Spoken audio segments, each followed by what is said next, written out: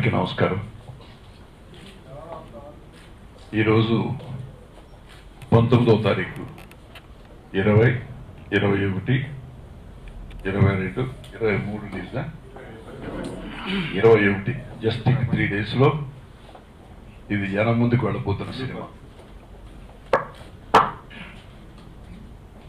ముఖ్యంగా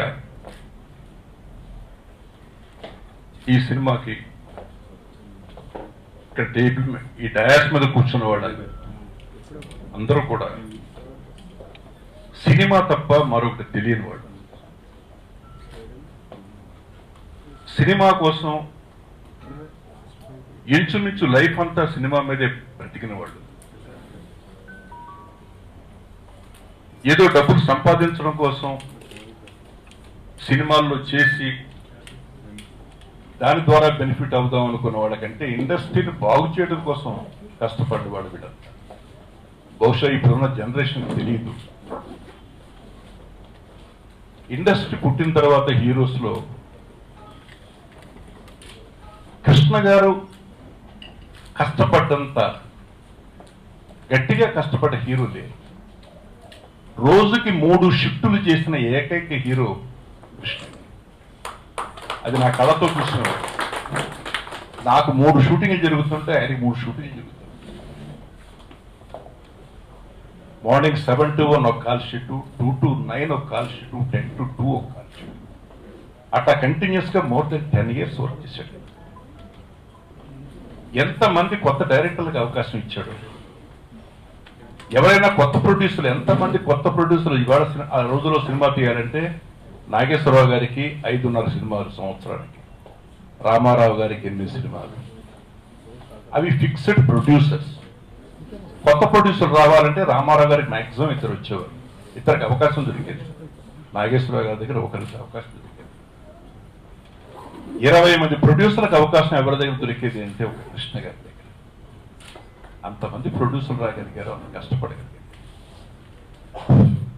ఆయనతో పాటు అలాగే విజయనగరం గారు, మా చెల్లాయి రాక్షసి, పని రాక్షసి.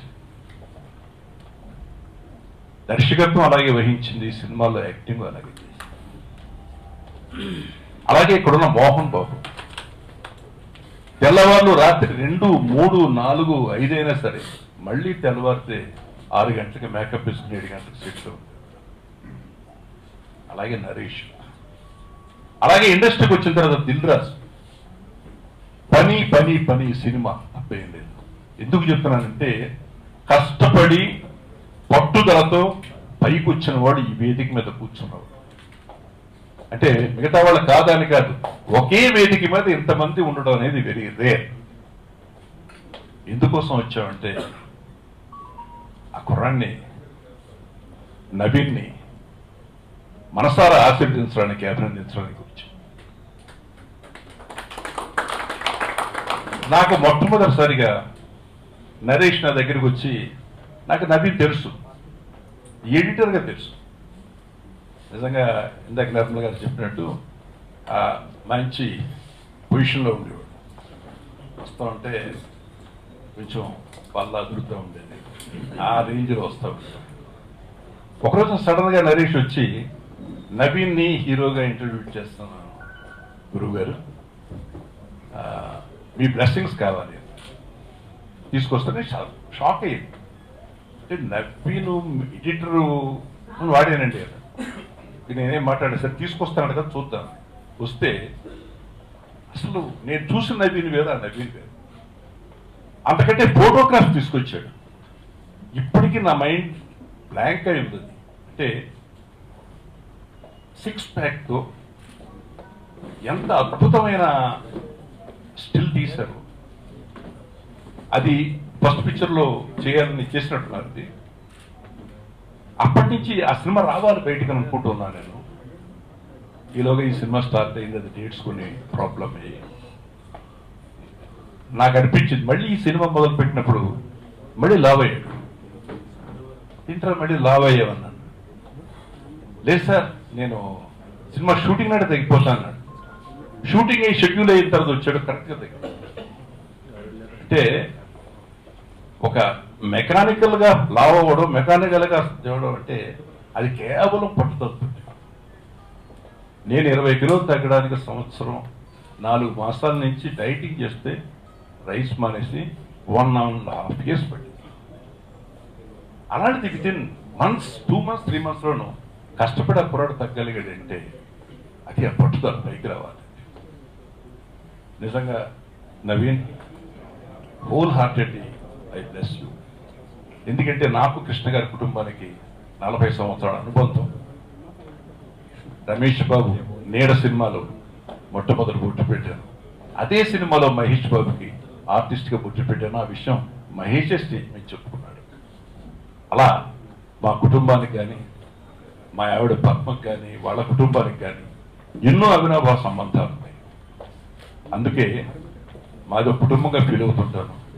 మా చెల్లాయి నిర్మల గారు ఫోన్ చేయగానే నేనన్నా, అమ్మ నేను వెంటనే ఫోన్ చేస్తానని చెప్పి, యాక్చువల్గా ఇవాళ విజయవాడ వెళ్ళాల్సింది, రేపు మార్నింగ్ 5 o'clock బయలుదేరేట్టు నేను వస్తున్నానమ్మా అంటే మళ్ళీ మోహన్ బాబు చిన్న ప్రాబ్లం వచ్చింది.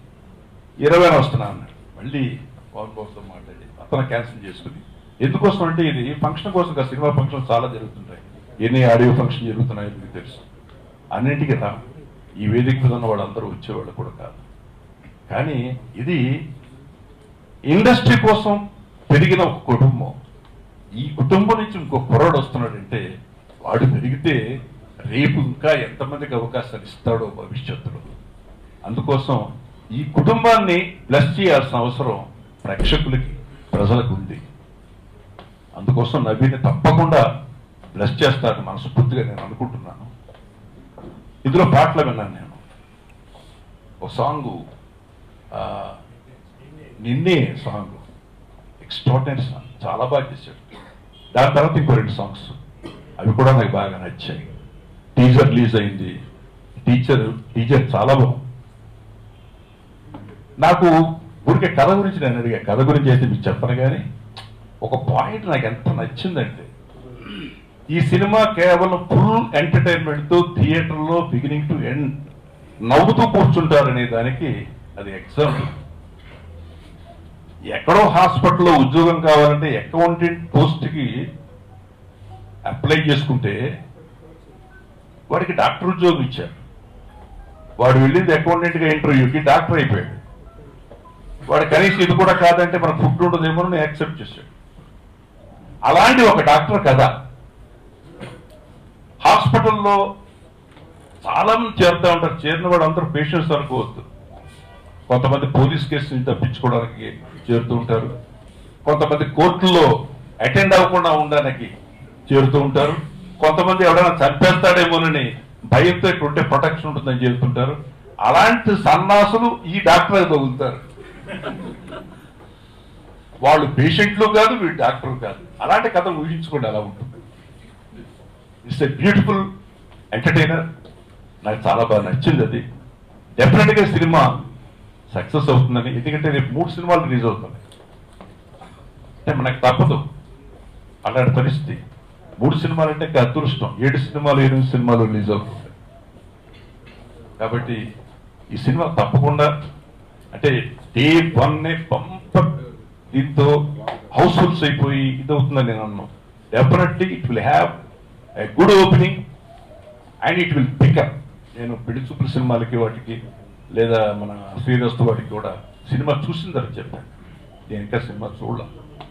బట్ ఐ హోప్ ఈ సినిమా తప్పకుండా మంచి విజయాన్ని తీసుకొచ్చి మళ్ళీ ఒక హీరోని ఇండస్ట్రీకి ఇచ్చి ఈ సినిమా కోసం కష్టపడి ఈ కుటుంబం నుంచి మరొక వారసుడు విజయవంతంగా రావాలని మనస్ఫూర్తిగా కోరుతూ, అలాగే ఈ సినిమా దర్శకుడిని, సంగీత దర్శకుడిని, ఈ సినిమాలో నటించిన హీరోయిన్ అమ్మాయి బట్ ఓపెనింగ్ తెలుగులో మాట్లాడింది కాబట్టి చాలా అదృష్టవంతురాలు, లేకపోతే అయిపోయేది ఆ అమ్మాయి పని.